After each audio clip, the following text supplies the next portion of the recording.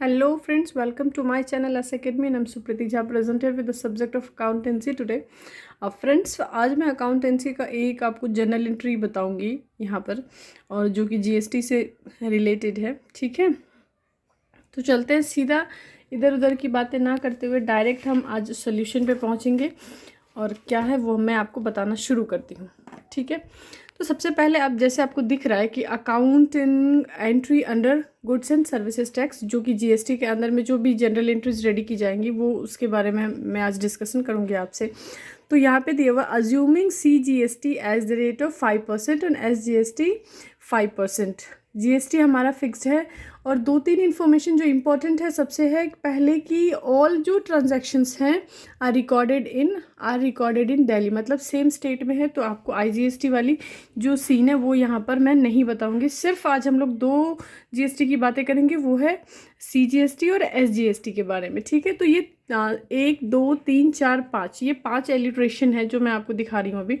Gita bought goods ₹1 lakh on credit. She sold them for ₹135,000 in the same state on credit पे ही cell किया है और same state में किया है। तो फर्स्टली हम देखते हैं Gita bought goods ₹1 lakh on credit. इसका जो जनरल एंट्री है वो हम देखने की कोशिश करते हैं। सबसे पहले तो देखो, ये जनरल एंट्री जब भी आप रेडी करते हो आपको पता है दो अमाउंट का सेक्शन होता है, एक डेबिट और एक क्रेडिट। ये लेज़र फोलियो है, इसे हमें शो तो करना होता है लेकिन इसकी जो कोई यूज़ जो है ना वो जनरल एंट्री में कुछ नहीं होता। लेकिन ऐसा नहीं है कि हम इसे नहीं लिखेंगे, ये लिखना बहुत ही इंपॉर्टेंट है। ये डेट का कॉलम है, अगर आपके पास डेट अवेलेबल हो तो आप डेट भी लिख सकते हैं। तो हमारे पास डेट नहीं है, हमने सीरियल वाइज 1 2 3 4 करके लिख दिया है। तो फर्स्टली हम क्या कर देंगे, यहाँ पे आप देखो गीता बाउट गुड्स क्या परचेज कर रही है, गुड्स।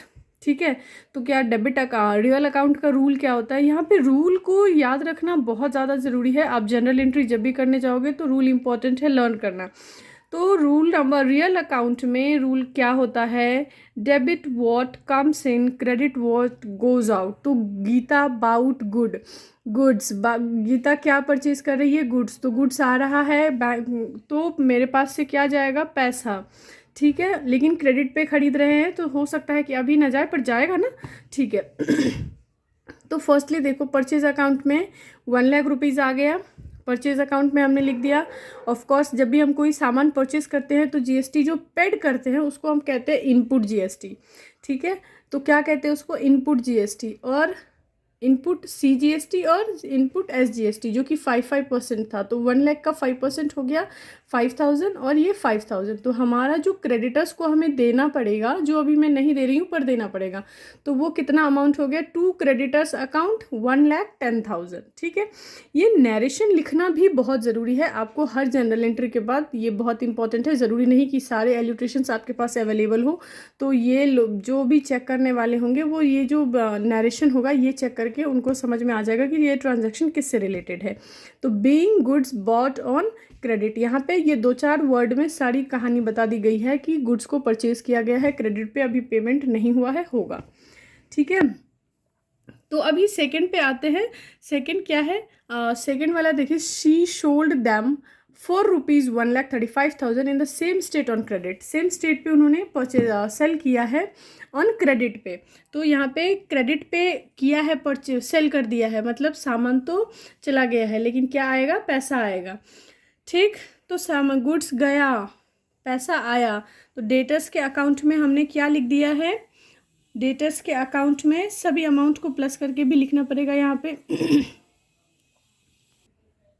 ठीक है, तो डेटर्स के अकाउंट में मैं कितना पेमेंट कर रही हूँ, 1,48,500 रुपीज़ मेरे डेटर्स वाले अकाउंट में आ रहा है।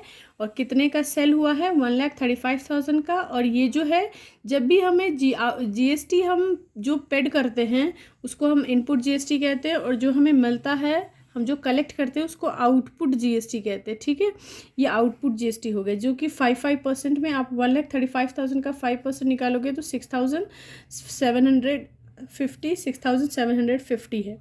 यहाँ तक आपको आई एम श्योर समझ में आ गया होगा। अब यहाँ पर आते हैं नेक्स्ट एल्यूट्रेशन पे आप आ जाइए।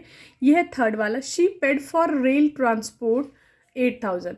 रेल ट्रांसपोर्ट हमने पेड कर दिया, हमारा रेल ट्रांसपोर्ट क्या है, खर्चा है जो कि खर्चा हमने पेड कर दिया, ये आप कोशिश करना कि आप इसे इसके अंदर ही आए। स्पेस कम होने की वजह से मैंने इसे नेक्स्ट बॉक्स में लिख दिया है, जो कि लेजर फोलियो वाला बॉक्स है, बट आप कोशिश करना आपके पास स्पेस होगा, आप इसे अंदर ही रखना, पर्टिकुलर वाले पैराग्राफ में ही उसको लिखना है, ठीक है।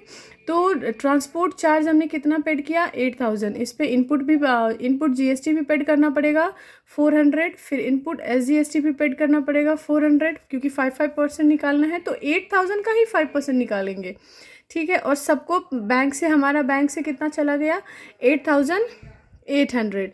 कितना गया, 8800 बीइंग ट्रांसपोर्ट चार्ज पेड। ये जो नरेशन है मैंने पहले बताया बहुत इंपॉर्टेंट है, ये हमें लिखना ही पड़ता है, ठीक है। नेक्स्ट फोर्थ वाले एल्यूट्रेशन पे हम आते हैं। She bought computer printer for ₹10,000, ठीक है। शी बाउट कंप्यूटर प्रिंटर 10,000 में, कंप्यूटर प्रिंटर उन्होंने परचेज किया है 10,000 का, तो जीएसटी भी पेड किया होगा 500, एसजीएसटी 500, तो बैंक से हमारा कितना चला गया, 11,000। कितना गया बैंक से, 11,000 बीइंग कंप्यूटर प्रिंटर बाउट, ठीक है। आपको ये समझ में आ गया, ये नरेशन इम्पॉर्टेंट है, ये नरेशन इम्पॉर्टेंट है, ये हमें लिखना ही पड़ेगा, ठीक है। तो फिफ्थ पे आते हैं, पेड पोस्टल चार्ज। क्या है, पेड पोस्टल चार्ज 2000 रुपीज़। अब मैंने सारे एक्सपेंसेस जो मैं ख़त्म कर रही हूँ, तो बर्डन भी तो मेरा कम हो रहा है, लेकिन बैंक से पैसा जा रहा है, तो पोस्टल चार्ज मैंने पेड कर दिया, तो उसको हमने डेबिट किया 2000, इनपुट जीएसटी 100, इनपुट एसजीएसटी 100, तो बैंक से हमारा कितना चला गया, 2200। यहाँ पे फिर से ये नरेशन है जो हमें लिखना ही पड़ता है, बीइंग पोस्टल चार्ज पेड, ठीक है। ये तो हमारा जो सबसे इम्पोर्टेंट ये जनरल है, जो कि हमारे पास जो एल्यूट्रेशन अवेलेबल है उसका करना है। तो अब हमारा, आप जो देखोगे तो इसे ये इक्वल नहीं होगा, अभी हमें जीएसटी का भी बनाना ही है। तो मैं आपको जीएसटी स्पेस कम था, इसलिए मैं इसे रब करके आपको जीएसटी वाला, ये हमारा 5 एल्यूट्रेशन यहाँ पर ख़त्म होता है। अब हम करेंगे जीएसटी का कैलकुलेशन। तो ये जो जीएसटी का कैलकुलेशन करना है, इसमें साथ में आपको वर्किंग नोट भी थोड़ा समझना पड़ेगा, ताकि आपको ये चीज़ें समझ में आ जाए। देखो, टोटल आउटपुट सीजीएसटी, हमने आउटपुट सीजीएसटी देखो यहाँ पे सेकेंड एल्यूट्रेशन में हमने आउटपुट सीजीएसटी हमें कितना मिला था, 6750। तो ये हो गया 6750 हमें मिला है, ठीक है। ये भी आउटपुट एसजीएसटी कितना मिला है, सेम काइंड 6750 मिल चुका है। बट हमने पेड भी तो किया है, जिसको हमने पेड किया है, तो टू इनपुट्स सीजीएसटी अकाउंट में 6000 पेड किया है। 6000 कहाँ से आया, देखो, सबसे पहले तो ये 5000, ठीक, ये 400, 5400 हो गया, ये 5900 हो गया, और ये 100 फिर से पेड करेंगे तो 6000 हो गया। तो हमने क्या कर दिया, इनपुट सीजीएसटी को, तो ये जो इनपुट सीजीएसटी हमने कितना पेड किया था, 6000 हमने पेड कर दिया है। इनपुट एसजीएसटी हमने कितना पेड कर दिया, 6000 पेड कर दिया। तो हमें मिला था, हमें जो मिला है आउटपुट हमें मिला है 6700, इनपुट हमने दिया है 6000, तो हमने 6000 ही दिया है। तो हमें और कितना जीएसटी पेड करना है, और कितना हमें पेड करना पड़ेगा, तो 6700 में से 6000 माइनस करेंगे 750 रुपीज़, और भी पेड करना पड़ेगा सीजीएसटी का। एसजीएसटी का भी सेम थिंग है, 6700 में से 6000 को माइनस करेंगे तो हमें कितना पेड करना पड़ेगा, 750। तो ये दोनों हमें पेड करना है, कितना, सीजीएसटी का और एसजीएसटी का। तो प्लस करोगे आप दोनों को तो 1500 हो गया। अब आते हैं इसके एंट्री पे, हमने कितना पेड कर दिया, हमें कितना मिला था, आउटपुट कितना मिला था, 6750। आउटपुट एसजीएसटी कितना मिला था, 6750, दोनों सेम है। हमने पेड कितना कर चुके हैं, हम कितना पेड कर चुके हैं, इनपुट सीजीएसटी 6000 हम पेड कर चुके हैं, इनपुट एसजीएसटी हम 6000 पेड कर चुके हैं। लेकिन ये जो 1500 बचा है, इसको कहते हैं to electronic cash ledger account. Through electronic cash ledger account, जो कि हमें 1500 पेड करना है। और ये पेड करने के बाद हम यहाँ पे नरेशन लिखते हैं being GST set of and balance paid. Okay, I think आपको जनरल का ये जो पार्ट था ये आपको समझ में आ गया होगा। अगर आपको कोई डाउट है तो आप इन कमेंट बॉक्स में लिख के ज़रूर बताएं। और जय हिंद।